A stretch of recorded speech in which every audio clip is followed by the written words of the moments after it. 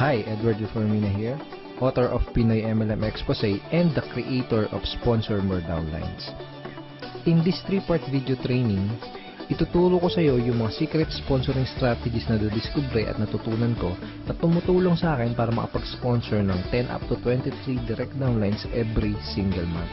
Ang goal ko sa video na to ay ma-share sa iyo yung mga strategies na natutunan ko and hopefully ma-apply mo din tong mga strategies na to sa business na ginagawa mo ngayon para makuha mo yung resulta na gusto mo. Ginagawa ko to dahil alam ko na madaming Pinoy networkers ang nag-struggle o nahihirapan sa kanilang network marketing business. So sa ganitong paraan, I hope makatulong kahit paano. Ang una natin pag-usapan ay yung mga common problems na na-experience at nararanasan ng mga Pinoy networkers sa kanilang network marketing business. Una sa mga problem na yon ay yung puros hindi qualified ang mga na-invite na prospect, kaya puros rejections din ang napapala nila. So karamihan ng mga na-invite nila is mga negative, mga skeptical, kung hindi negative at skeptical, mga walang pera. So ito yung ilan sa mga reason kung bakit puros rejections yung napapala nila doon sa mga ini-invite nila. Pangalawang problem is, madami na silang na-invite, pero nahihirapan at wala pa din silang mapajoin. So, na-invite na nila lahat ng mga kakilala, kaibigan at kamag-anak nila, pero nahihirapan silang i-convert yung mga prospects na yun into downlines. Pangatlong problem is, nauubusan sila ng panggalaw. So, yun nga, dahil nga ang dami na nilang na-invite, tapos puros rejection, hirap sila magpasali. Anong nangyayari? Mas malaki pa yung ginagastos nila kesa dun sa kinikita nila. At kadalasan, nagkakanda utang-utang pa imbis na kumita. So, ito yung mga ilan sa mga common problems na na-experience sa mga network marketers. Actually, ito din yung mga naging problema ko nung nagsisimula pa lang ako sa network marketing business ko. So, halos araw-araw akong pumupunta sa office namin para mag-invite ng mga kakilala at kaibigan ko. And ginawa ko lahat ng mga sinabi at tinuro sa akin ng upline ko. Nag-invite ako ng kung sino-sino, namigay ako ng flyer sa kalsada, sa mga malls, na musakal, nag-house party, nagbahay-bahay, etc. etc. Pero yun nga, puros rejections yung napala ko. At yung puros rejections yung natanggap ko sa mga prospect ko kahit ang dami ko nang in-invite. Karamihan doon sa mga na-invite ko, puros negative, mga skeptical. Yung iba sinabihan ako na scam daw yung ginagawa ko. Yung iba sinabi, balikan ko na lang daw sila kapag may resulta na ako. Yung iba naman, sinabi na yung mga nauna lang kumikita dyan, kung ano-ano pa. Sa madaling salita, puros mga hindi qualified na prospects yung mga na-invite ko. So, yun nangyari sa akin. After 4 months, isa lang yung napasali ko. Actually, itong isang napasali ko na to parang naawa lang siya sa akin kasi nga wala akong mapajoin. Parang napilitan lang siya na mag-join sa akin. And dahil nga ganun, hindi ako kumikita sa business ko. Puros failures and rejection. Nagkanda utang-utang ako kasi dahil siyempre kailangan ng panggalaw. Okay? So, nagkanda utang-utang. And then, ang laki ng pera din na nalugi sa akin. So, umabot ng mga nasa 80,000 mahigit or more. Hindi ko na alam. Pero siyempre, hindi ako basta-basta sumuko. Ang ginawa ko, naghanap ng mga solusyon doon sa mga problema ko na yon. Okay? And thank God, nakahanap naman ako ng solusyon. At pagkatapos kong mahanap yung mga solusyon na yun, pagkatapos kong makadiskubre ng mga solusyon doon sa problema ko sa business ko, ito yung ilan sa mga nangyari sa akin. I sponsored 63 direct downlines in 4 short months.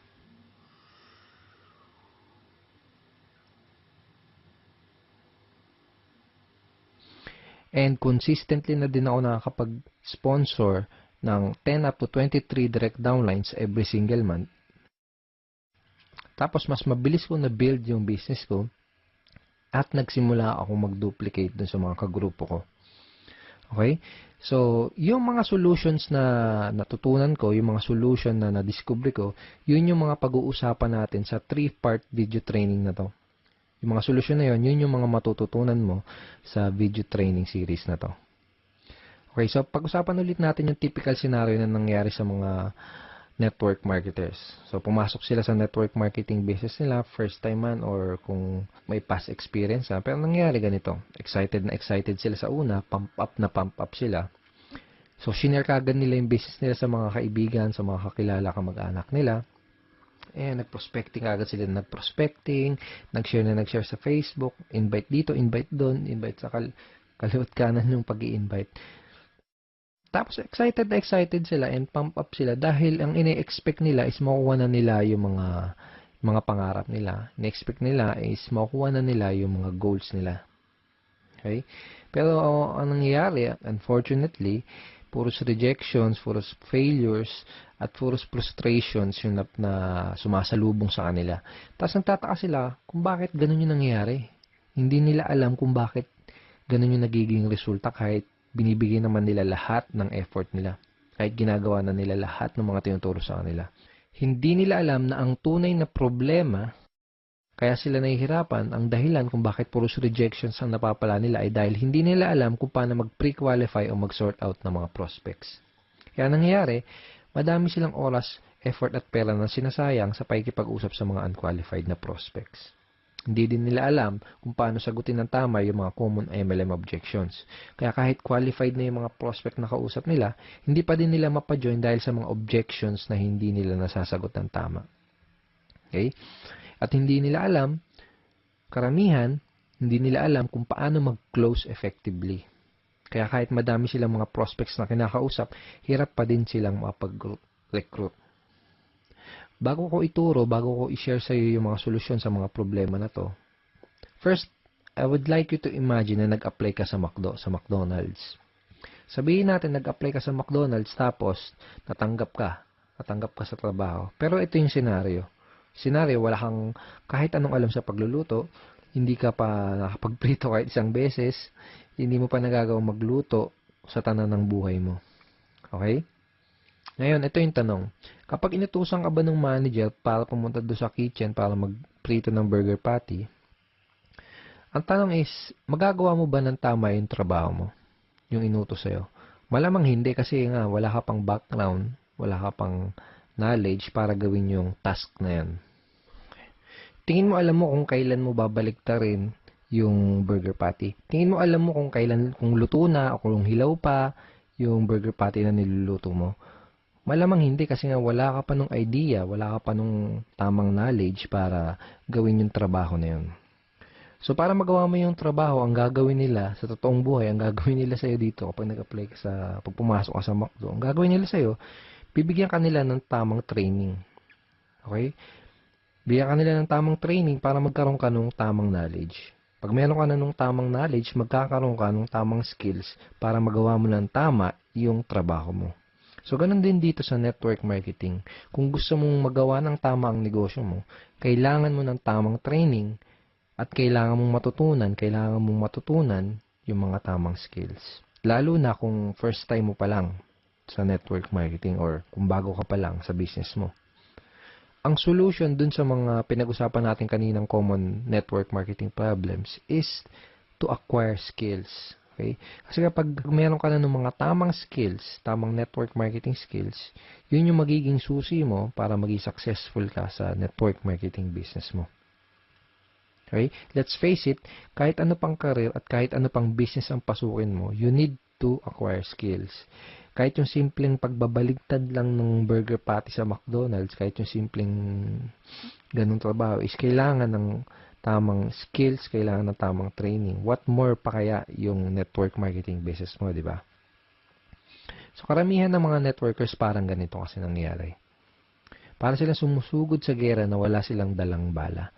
Kumbaga, hataw sila ng hataw, araw-araw silang humahataw, kahit wala pa sila ng mga necessary skills na kailangan para magkaroon ng resulta at para magawa ng tama yung business nila.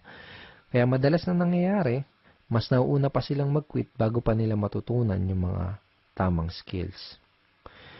So kung nahihirapan ka ngayon, kung nahihirapan ka makapag-sponsor, kung nahihirapan ka makapag-recruit, kung nahihirapan ka sa network marketing business mo, yun ay dahil wala ka pa nung mga kinakailangan na skills para maging effective na networker. Kung gusto mo ng resulta sa business mo, aralin mo lang ng mabuti yung mga skills na yun. Ngayon, pag-usapan natin na yung 3 solution skills to success that you need to learn. Ito na yung mga skills na kailangan mong matutunan. Ito na yung mga skills na kailangan mong ma-master kung gusto mong magkaroon ng resulta sa business mo. Okay, first skill is sorting skill. Second is objection handling. Third is closing skill.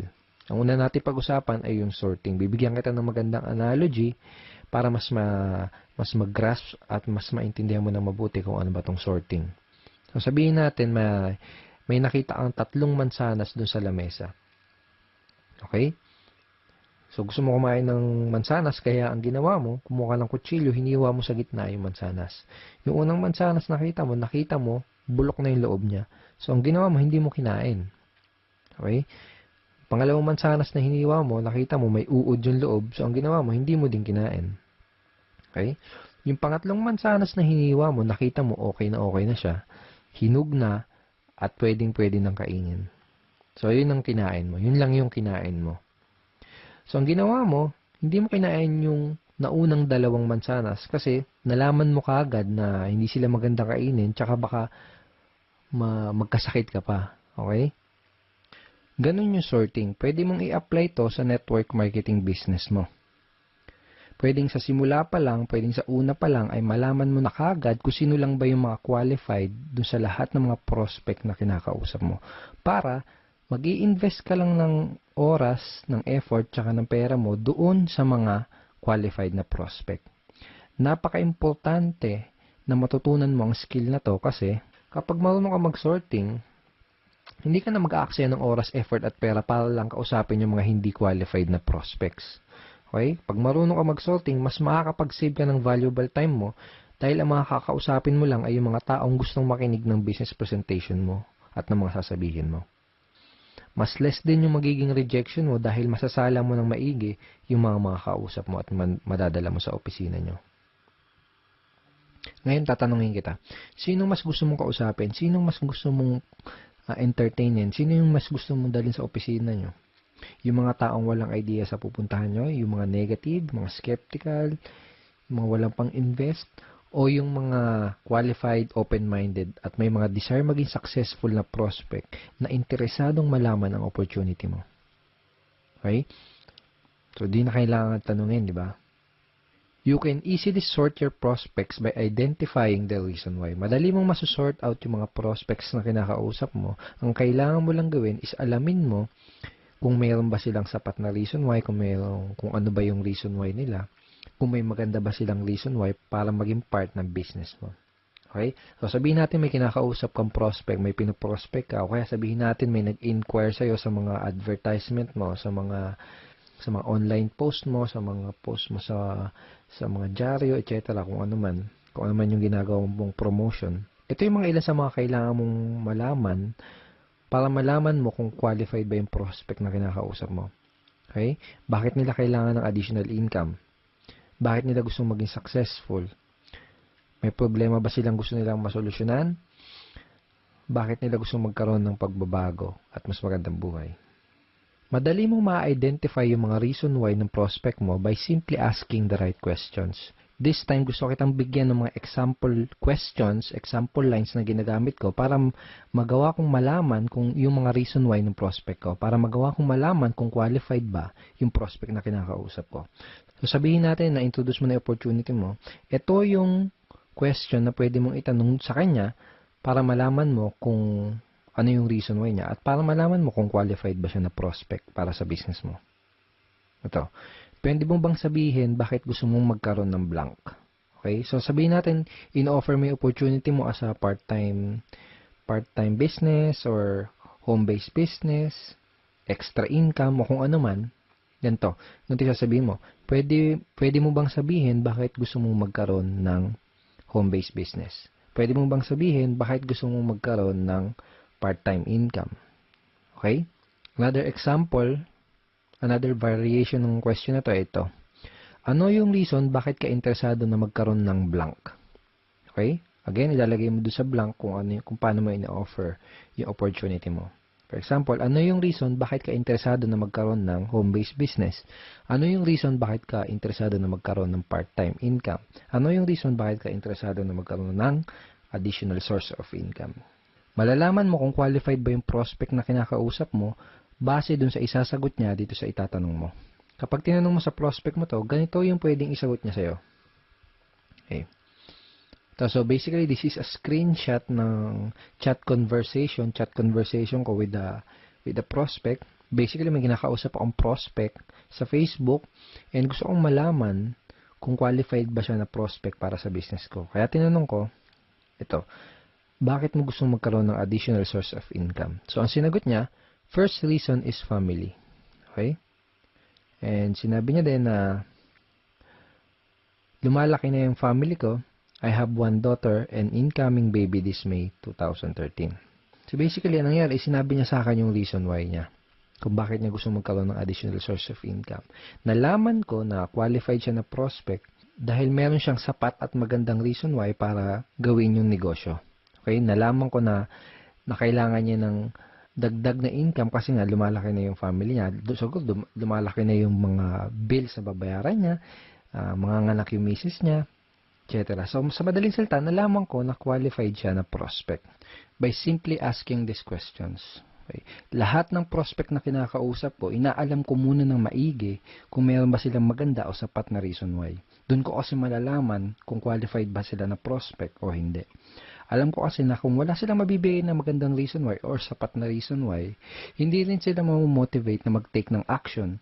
Hindi sila mamomotivate na mag-join, hindi sila mamomotivate na maglabas ng kapital. Baga wala silang sapat na reason why para magsimula ng isang network marketing business. Kung wala silang mabibigay sa akin na magandang reason why or sapat na reason why, hindi ako mag-aaksaya ng panahon para explainan pa sila, para dalhin pa sila sa office. That is how I sort my prospects and that is how I qualify my prospects.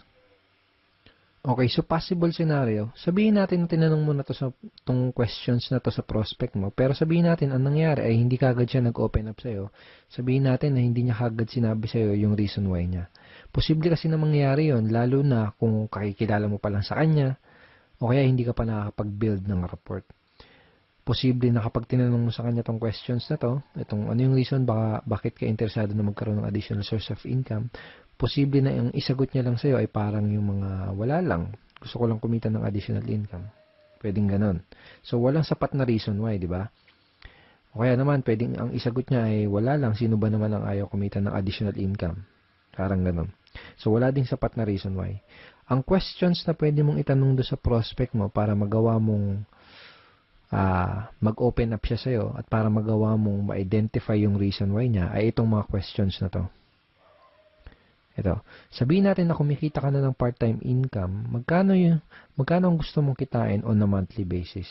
O kaya magkano ang gusto mong kitain na additional income per month? Parang gano'n. Kapag tinanong mo sa prospect mo to, gagawin niya is magbibigay siya sa'yo ng figures. Usually, sasabihin nila ng prospect is 10,000 per month, 20,000 per month, 50,000 per month, or 100,000 per month. Iba-iba. Okay, so kahit na anong ibigay niya sa yung figure, ito yung next na question na pwede mong itanong sa kanya. Ito, kapag kumikita ka na ng blank, kung magkano yung binigay niya sa yung income na gusto nilang kitain, kapag kumikita ka na ng 20,000 na monthly income, ano yung pinakamalaking maitutulong nun para sa'yo? O kaya, ano yung pinakamalaking maitutulong nun para sa'yo at sa pamilya mo? By this time, kailangan may maibigay na sa yung magandang reason why yung prospect mo para malaman mo at matansya mo kung qualified ba siya na prospect o hindi para sa business mo. So, I will show you another example. So, basically, may kinakausap ulit akong prospect via Facebook chat. And by the way, napakita ko sa yung mga example is Facebook chat, pero obviously, dapat gamitin mo din to sa face-to-face or one-on-one or table talk conversation. Okay? So, again, may kinakausap ako na prospect via chat. Tinanong ko siya kung ano yung reason bakit niya gusto magkaroon ng additional income pero wala siya nabigay sa akin na magandang reason why. Hindi kagad siya nag-open up sa akin. So, ang ginawa ko, tinanong ko kung magkano ba yung additional income na gusto niyang kitain on a monthly basis. Ang sinagot niya sa akin, 10,000 per month. Kaya tinanong ko sa kanya itong question na to. Okay, sabihin natin na kumikita ka na ng 10,000 na monthly income. Ano yung pinakamalaki may tutulong nun para sa'yo? Ang sinagot niya, sa pag-aaral po, pang-araw-araw na gastos sa bahay. And sabi niya, nakikitira lang po kasi ako sa kamag-anak ko. So, by asking this simple question, napakasimpleng question lang naman, di ba? Pero very, very powerful in terms of identifying your prospect's reason why. And very powerful para magawa mong mag-open up sa'yo yung prospect mo. So by asking this simple question, nagawa kong mag-open up yung prospect at nalaman ko na qualified pala siya dahil may maganda at sapat na reason why pala siya para gawin yung business. So pag alam mo na yung reason why ng prospect mo, pwede ka na mag-move on dun sa next step, which is to introduce him or her dun sa business opportunity na ina-offer mo. So pag alam mo na yung reason why ng prospect mo, kapag alam mo na yung gusto niyang monthly income na kitain, ito yung line na pwede mong gamitin para madali mong ma-invite yung prospect mo doon sa inyong business opportunity meeting or BOM, sa inyong seminar or online video, kung ano man. Depende sa company nyo. Every company, iba-iba yung sistema nila. Okay, so ito yung line na pwede mong gamitin. Kung may maipapakita ako sa yung paraan na pwede kang kumita ng blank per month doing part-time para their why, isisingit mo dyan yung reason why na sinabi sa'yo ng prospect mo. Willing ka bang tignan kung ano yun? So for example, kung may mapapakita ako sa yung paraan na pwede kang kumita ng 20,000 per month na income doing part-time para magawa mong matulungan yung asawa mo sa mga gastusin nyo or para magawa mong mabayaran lahat ng mga pagkakautang nyo or para makatulong ka sa mga magulang mo, willing ka bang tignan kung ano yun? Kapag tinanong mo sa prospect mo tong question na to, ano sa tingin mo yung isasagot niya sa'yo? Tingin mo sasagutin ka niya ng, hindi ako willing tignan yan. Wala akong time. Ganun ba yung sasagot niya? Most likely, ang isasagot niya sa'yo is positive answer. Ang pwedeng isagot sa'yo ng prospect mo ay tulad ng, sige, willing akong tignan kung ano yan. O kaya, mukhang okay yan ah. Ano ba yan? Sige, willing akong tignan kung ano yan. Para mga ganun. So, this is a very effective line na pwede mong gamitin para madali mong ma-invite yung prospect mo dun sa opportunity meeting nyo. Napaka-effective nitong line na to dahil ginamit mo yung reason why ng prospect mo dun sa invitation mo. Ngayon, pag-usapan natin kung ano yung mga pwede mong gawin para mapakinabangan mo na maigi yung mga tinuro ko sa'yo dito sa video na to. Okay? So, ito yung mga kailangan mong gawin. Una, write this example sorting questions that I gave you. So, mamaya balikan mo tong video na to, i-play mo ulit, tapos isulat mo sa papel o kaya i-type mo sa cellphone mo or sa iPad mo yung mga example questions na binigay ko sa'yo. Okay? Second, read this line ng paulit-ulit and try to internalize them. Okay? So, wag mo kabisaduhin. Okay? Mas maganda kung ma-internalize mo siya. Mas maganda kung mas maintindihan mo kung ano yung reason bakit mo siya tinatanong. Basta, tandaan mo, yung mga example questions na binigay ko sa'yo, ang goal mo, kaya mo gagamitin yung mga example questions na yun, ay para ma-qualify mo yung prospect mo at para malaman mo yung reason why nila. Okay? Pangatlo, start asking these sorting questions to your prospect. So, kung may kakausapin ka na prospect mamaya, bukas o sa isang araw, start using these questions. Simulan mong gamitin at itanong yung mga question na yun sa mga prospect na makakausap mo para magawa mong masort yung mga kinakausap mo na prospect at para malaman mo kaagad kung qualified ba sila o hindi sa business mo. Pag ginawa mo yun, mas makakapag-save ka ng time, ng effort, tsaka ng pera mo. Okay? So, thank you so much for watching this video. I hope madami kang natutunan din sa training video number 1. In training video number 2, pag-uusapan natin na yung some of the biggest misconceptions ng mga networkers. Ito yung mga maling akala ng mga networkers na pumipigil sa kanila para magkaroon ng resulta. Pag-uusapan din natin sa training video number 2, kung paano mo sasagutin yung mga common MLM objections. Bibigyan din kita ng free PDF script na magagamit mo sa pagsagot nitong 3 objections na to. So, don't forget to check your email for training video number 2. Ipapadala ko sa iyo yung link ng video number 2 sa isang araw. Hindi bukas, sa isang araw. Okay, sa baba ng video na to, may makikita kang like and share button. Huwag mong kalilimutan na i-click yung like and huwag mo din kalilimutan na i-share tong video na to. And pwede ka rin mag-comment sa baba. Kung may gusto kong itanong, pwede mo rin i-type yon sa comment box below. And I will try my best na sagutin yung question mo. Again, thank you so much for watching this video and see you in video number 2.